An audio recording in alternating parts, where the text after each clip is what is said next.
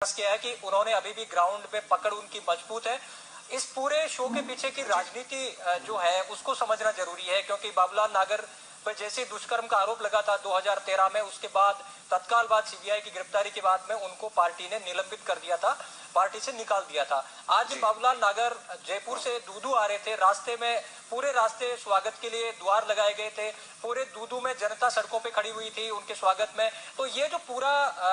Entry की है बाबूलाल नागर ने जेल से बाहर आने के बाद, ये पार्टी को एक मैसेज देने का प्रयास है कि दूदू में उनके बराबर का नेता आज भी नहीं है, और ये वो साबित करने में सफल भी हुए हैं। क्योंकि कांग्रेस की जो भीतरी राजनीति है उसमें बहुत से नेता नहीं चाहते कि बाबूलाल नागर वापस कांग्रेस में आए, क्योंकि उनको खतरा है। बहुत सारे नेता दूदू की जो सीट है वहां से टिकट के दावेदार थे, तो वो नेता प्रयास कर रहे हैं कांग्रेस के भीतर कि बाबूलाल नागर की वापसी को जैसे तैसे रोका जाए। लेकिन आज जिस तरह दूदू ब्लॉक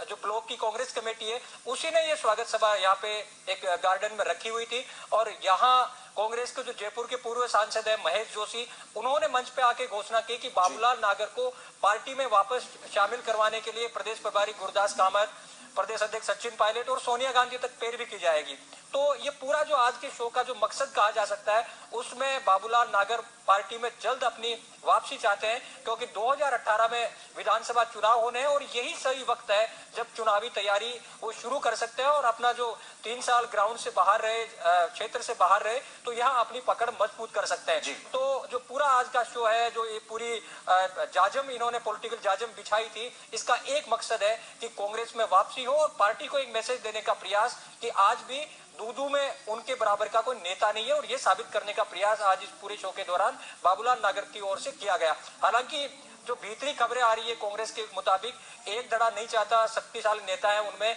वो नेता नहीं चाहते कि बाबूलाल नागर की वापसी हो। लेकिन चूंकि बाबूलाल नागर भी